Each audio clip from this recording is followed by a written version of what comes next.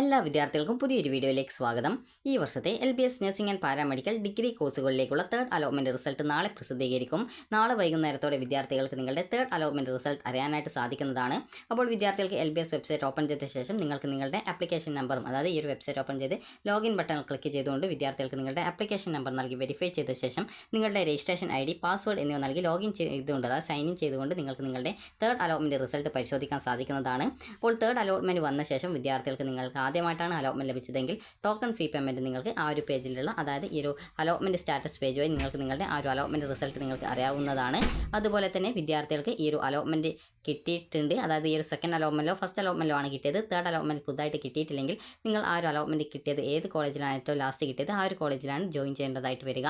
Third allotment ശേഷം മാത്രമാണ് വിദ്യാർത്ഥികൾ കോളേജിൽ ജോയിൻ ചെയ്യേണ്ടത്. അപ്പോൾ തേർഡ് അലോട്ട്മെന്റ് ശേഷം അതുവരെ അലോട്ട്മെന്റ് ലഭിക്കുകയും ടോക്കൺ ഫീ പേയ്മെന്റ് ചെയ്യുകയും ചെയ്ത വിദ്യാർത്ഥികൾക്ക് നിങ്ങളുടെ അലോട്ട്മെന്റ് സ്റ്റാറ്റസ് പേജിൽ, അതായത് ലോഗിൻ ചെയ്ത ശേഷം പിന്നീട് ആ ഒരു ലോഗിൻ ചെയ്ത പേജിൽ ഇതേപോലെ 3 ലൈൻസ് കാണാൻ പറ്റും. അതിൽ ക്ലിക്ക് ചെയ്ത ശേഷം പിന്നീട് ആ ഒരു അലോട്ട്മെന്റ്സ് എന്നുള്ളതിൽ ക്ലിക്ക് ചെയ്ത് പബ്ലിഷ്ഡ് അലോട്ട്മെന്റ്സ് എന്നുള്ള ഓപ്ഷൻ ക്ലിക്ക് ചെയ്ത് കഴിഞ്ഞാൽ നിങ്ങൾക്ക് ആ ഒരു സമയത്ത്, അതായത് അലോട്ട്മെന്റിന്റെ ആ ഒരു സ്റ്റാറ്റസ് പേജിലേക്ക് പോകാവുന്നതും അവിടെ നിന്ന് അലോട്ട്മെന്റ് മെമ്മോ എന്ന് പറഞ്ഞിട്ടുള്ള ലിങ്ക് കാണാൻ പറ്റും. അതിൽ ക്ലിക്ക് ചെയ്തുകൊണ്ട് നിങ്ങളുടെ അലോട്ട്മെന്റ് മെമ്മോ ഡൗൺലോഡ് ചെയ്ത് എടുക്കാവുന്നതും ആണ്.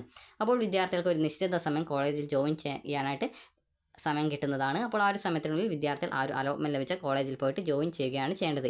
നിലവിൽ ഈ ഒരു എപ്പോഴാണ് കോളേജിൽ ജോയിൻ ചെയ്യേണ്ടത് എന്ന സംബന്ധിച്ചുള്ള ഡേറ്റ് വന്നിട്ടില്ല. അപ്പോൾ അങ്ങനെ ഡേറ്റ് വരുന്ന സമയത്ത് വിദ്യാർത്ഥികളെ ആ ഒരു വിവരം അറിയിക്കുന്നതായിരിക്കും. അപ്പോൾ എല്ലാ വിദ്യാർത്ഥികൾക്കും ഇഷ്ടപ്പെട്ട കോളേജിൽ അലോട്ട്മെന്റ് കിട്ടട്ടെ എന്ന് ആശംസിക്കുന്നു. അതുപോലെ തന്നെ വിദ്യാർത്ഥികൾക്ക് ഈ ഒരു തേർഡ് അലോട്ട്മെന്റിന് ശേഷമാണ് കോളേജിൽ ജോയിൻ ചെയ്യേണ്ടതായിട്ട് വരിക. തേർഡ് അലോട്ട്മെന്റിന് ശേഷം വിദ്യാർത്ഥികൾ കോളേജിൽ ജോയിൻ ചെയ്യാതിരിക്കുകയാണെങ്കിൽ നിങ്ങൾക്ക് ലഭിച്ച അലോട്ട്മെന്റ് നഷ്ടപ്പെടുന്നതായിരിക്കും. അതുപോലെ തന്നെ വിദ്യാർത്ഥികൾ ചോദിക്കുന്ന പ്രധാനപ്പെട്ട കാര്യമാണ്, വിദ്യാർത്ഥികൾക്ക് തേർഡ് അലോട്ട്മെന്റിന് ശേഷം ഇപ്പോൾ ഒരു ഓപ്ഷൻ അലോട്ട്മെന്റ് കിട്ടി, അതായത് ഇപ്പോൾ ഒരു ഉദാഹരണത്തിന് 5ാമത്തെ ഓപ്ഷനാണ് അലോട്ട്മെന്റ് കിട്ടിയുള്ളത് എന്ന് കരുതുക. അപ്പോൾ ഈ ഒരു 5ാമത്തെ ഓപ്ഷനാണ് അലോട്ട്മെന്റ് കിട്ടിയിട്ടുള്ളത്. അപ്പോൾ നിങ്ങൾക്ക് ഈ ഒരു ഹയർ ഓപ്ഷനിലേക്ക്, അതായത് നിങ്ങൾക്ക് ഇനി താല്പര്യമില്ല, നിലവിൽ ലഭിച്ച ആ ഒരു കോളേജിൽ തന്നെയാണ് ജോയിൻ ചെയ്യാനായിട്ട് താല്പര്യം, അങ്ങനെയെങ്കിൽ നിങ്ങൾ വീണ്ടും ആ ഒരു ഹയർ ഓപ്ഷൻ റിമൂവ് ചെയ്യണോ, അല്ലെങ്കിൽ വീണ്ടും അടുത്ത അലോട്ട്മെന്റിൽ പങ്കെടുക്കാൻ പുതുതായിട്ട് ഓപ്ഷൻ കൊടുക്കണോ എന്നുള്ളത് വിദ്യാർത്ഥികൾ ചോദിക്കുന്ന പ്രധാനപ്പെട്ട സംശയമാണ്. അപ്പോൾ വിദ്യാർത്ഥികൾ മനസ്സിലാക്കേണ്ട പ്രധാനപ്പെട്ട കാര്യം എന്ന് പറയുന്നത്, ഈ ഒരു തേർഡ് അലോട്ട്മെന്റ് പ്രസിദ്ധീകരിച്ച് കഴിഞ്ഞാൽ നിങ്ങൾ ഇതുവരെ നൽകിയിട്ടുള്ള എല്ലാ ഓപ്ഷനും, അതായത് ബാക്കി എന്തെങ്കിലും ഓപ്ഷൻ നിങ്ങളുടെ ആ ഒരു ഓപ്ഷൻ ലിസ്റ്റിലുണ്ടെങ്കിൽ എല്ലാം ഡിലീറ്റ് ചെയ്യപ്പെടുന്നതായിരിക്കും. അപ്പോൾ അതിനുശേഷം നിങ്ങൾക്ക് ഈ ഒരു തേർഡ് അലോട്ട്മെന്റിന് ശേഷം അലോട്ട്മെന്റ് ലഭിച്ച വിദ്യാർത്ഥികൾക്ക് അലോട്ട്മെന്റ് ലഭിച്ച കോളേജിൽ നിശ്ചിത ദിവസത്തിനകം പോയിട്ട് ഫീസ് അടച്ച് നിങ്ങളുടെ സർട്ടിഫിക്കറ്റും നൽകിക്കൊണ്ട് നിങ്ങൾക്ക് അവിടെ ജോയിൻ ചെയ്യാവുന്നതാണ്. അതുപോലെ തന്നെ ഈ ഒരു വിദ്യാർത്ഥികൾ പിന്നീട് ഓരോ സ്പെഷ്യൽ അലോട്ട്മെന്റ്, അത് തേർഡ് അലോട്ട്മെന്റിന് ശേഷം ബാക്കിയുള്ള സീറ്റുകൾ ഫില്ല് ചെയ്യാനായിട്ട് സ്പെഷ്യൽ സ്പോട്ട് അലോട്ട്മെന്റ് ആണ് നടത്തപ്പെടുക. ആദ്യം SC ST വിദ്യാർത്ഥികൾക്ക് വേണ്ടിയിട്ടാണ് അലോട്ട്മെന്റ് നടത്തുക. അപ്പോൾ വിദ്യാർത്ഥികൾക്ക് ഈ ഒരു സ്പെഷ്യൽ സ്പോട്ട് അലോട്ട്മെന്റുകളിൽ എല്ലാവർക്കും, ആവശ്യമുള്ള എല്ലാവർക്കും പങ്കെടുക്കാവുന്നതാണ്. അതായത് അലോട്ട്മെന്റ് കിട്ടാത്ത വിദ്യാർത്ഥികൾക്കും, അതുപോലെ തന്നെ ഈ ഒരു അലോട്ട്മെന്റ് കിട്ടി ജോയിൻ ചെയ്യാത്ത വിദ്യാർത്ഥികൾക്കും, അതുപോലെ തന്നെ അലോട്ട്മെന്റ് ലഭിച്ച ശേഷം ടോക്കൺ ഫീ പേയ്മെന്റ് ചെയ്യാത്ത വിദ്യാർത്ഥികൾക്കും ഒക്കെ ഈ ഒരു സ്പെഷ്യൽ സ്പോട്ട് അലോട്ട്മെന്റിൽ പങ്കെടുക്കാൻ സാധിക്കും. അപ്പോൾ തേർഡ് അലോട്ട്മെന്റിന് ശേഷം നിങ്ങൾ കോളേജിൽ ജോയിൻ ചെയ്തിട്ടില്ലെങ്കിൽ ആ ഒരു സീറ്റ് നഷ്ടപ്പെടും എന്ന് മാത്രമേ ഉള്ളൂ.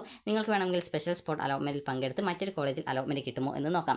തേർഡ് അലോട്ട്മെന്റിന് ശേഷം നിങ്ങൾ ഈ ഒരു ഹയർ ഓപ്ഷൻ റിമൂവ് ചെയ്യുകയോ അല്ലെങ്കിൽ റീ അറേഞ്ച് ചെയ്യേണ്ടതോ അങ്ങനെ രീതിയിൽ, അതായത് ഒരു രീതിയിൽ നിങ്ങൾ ചെയ്യേണ്ടതില്ല. കാരണം തേർഡ് അലോട്ട്മെന്റിന് ശേഷം നിങ്ങൾ അലോട്ട്മെന്റ് ലഭിച്ച കോളേജിൽ ജോയിൻ ചെയ്യാനുള്ള ആ ഒരു ഡേറ്റ് കഴിഞ്ഞ് കഴിഞ്ഞാൽ നിങ്ങൾക്ക് പിന്നീട് നിങ്ങൾക്ക് ലഭിച്ച അലോട്ട്മെന്റ്, അതായത് ആ ലഭിച്ച കോളേജിൽ ജോയിൻ ചെയ്ത ശേഷം പിന്നീട് നിങ്ങൾ ഓപ്ഷൻ ലിസ്റ്റ് നോക്കുന്ന സമയത്ത് നിങ്ങളുടെ എല്ലാവിധ ഓപ്ഷനും റിമൂവ് ചെയ്തിട്ടുണ്ടാകും.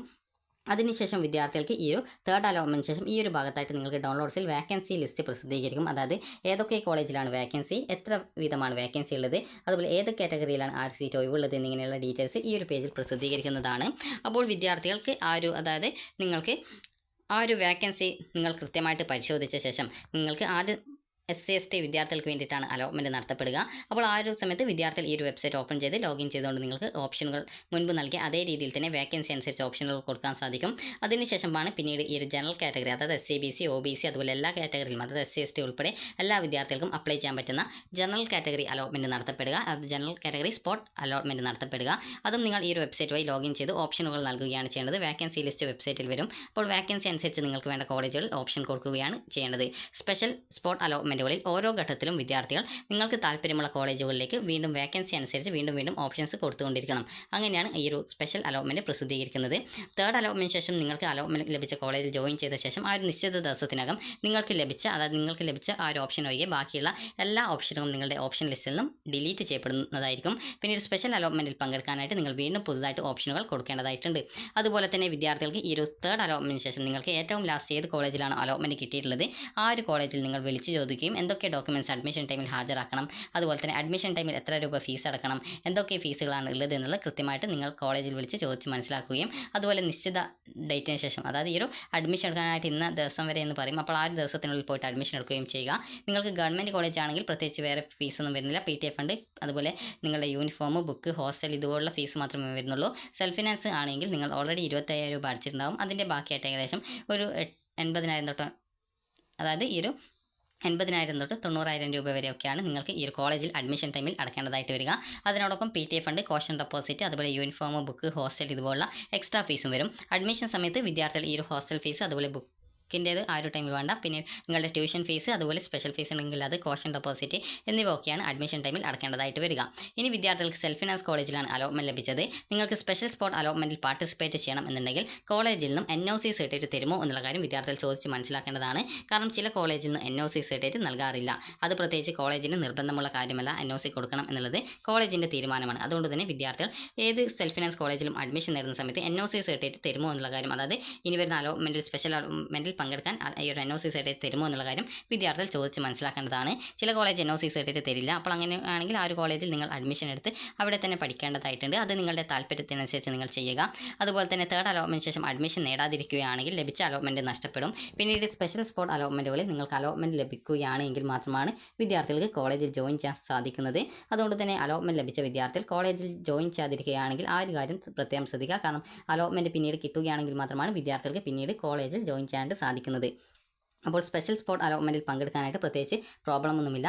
അഡ്മിഷൻ എടുത്തു കഴിഞ്ഞാൽ നിങ്ങൾ കോളേജിൽ നിന്നും NOC സർട്ടിഫിക്കറ്റ് വാങ്ങിച്ച ശേഷം നിങ്ങൾക്ക് ആ ഒരു ഓപ്ഷൻ രജിസ്ട്രേഷൻ പേജിൽ അത് അപ്ലോഡ് ചെയ്ത് കൊടുക്കാനുള്ള ഓപ്ഷനൊക്കെ വരും. അപ്പോൾ ആ ഒരു സമയത്ത് അത് അപ്ലോഡ് ചെയ്ത് കൊടുത്ത് നിങ്ങൾക്ക് ഈ ഒരു സ്പെഷ്യൽ സ്പോട്ട് അലോട്ട്മെൻറ്റിൽ പങ്കെടുക്കാം. അപ്പോൾ തേർഡ് അലോട്ട്മെൻറ്റ് ശേഷം വിദ്യാർത്ഥികൾ അലോട്ട്മെൻറ്റ് ലഭിച്ച കോളേജിൽ ജോയിൻ ചെയ്യാനായിട്ട് പ്രത്യേകം ശ്രദ്ധിക്കുക. കാരണം ലഭിച്ച അലോട്ട്മെൻറ്റ് നഷ്ടപ്പെടേണ്ടതില്ല. അതുപോലെ നിങ്ങളുടെ താല്പര്യത്തിനനുസരിച്ച് നിങ്ങൾക്ക് അഡ്മിഷൻ എടുക്കണമെങ്കിൽ എടുക്കാവുന്നതാണ്. അപ്പോൾ വിദ്യാർത്ഥികൾക്ക് ഈ ഒരു വീഡിയോ ഉപകാരപ്രദമായിട്ടുണ്ടെന്ന് കരുതുന്നു. ഉപകാരപ്രദമായിട്ടുണ്ടെങ്കിൽ ലൈക്ക് ചെയ്യുക, ഷെയർ ചെയ്യുക. Thank you for watching.